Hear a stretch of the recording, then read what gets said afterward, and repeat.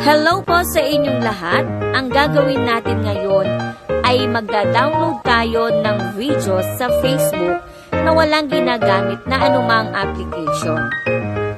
Bago natin simulan, i-check muna natin ang ating gallery. Dito natin makikita ang din-download natin na video sa Facebook, sa downloads. Click natin.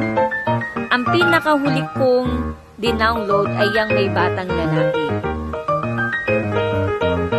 Ayan, so na-check na natin. Simulan na natin. Pumunta tayo sa Facebook.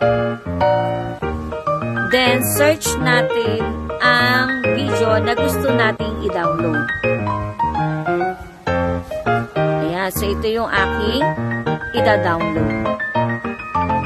I-click natin ang may tatlong tuldok. May makikita tayong save video, find support, turn on, then copy link. I-click natin yung copy link. Once na na-copy natin, pwede na natin i-exit.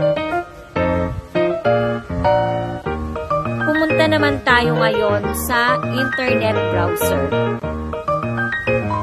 Ipe-paste natin dito ang ating kinopy na link. So, long press lang po natin. May lalabas dyang paste.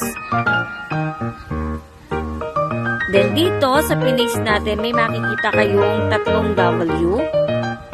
Tatanggalin po natin yung W.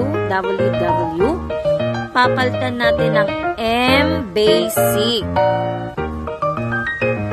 Then, i-go na natin.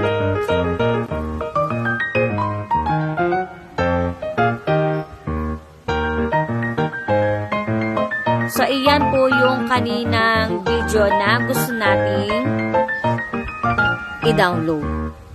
I-click mismo ang video, yung may play button.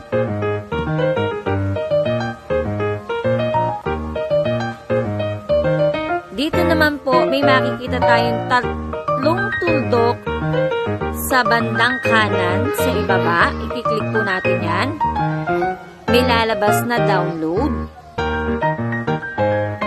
Ayan, so mabilis lang siya. Once na download natin, i-click natin yung open. So, depende pa rin sa video na gusto nating i-download kung gaano siya katagal mag-download. Then, click natin yung open.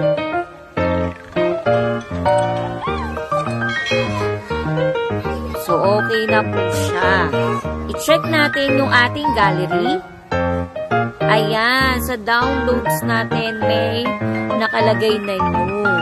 So, yan yung bago nating din-download. Ayan na po.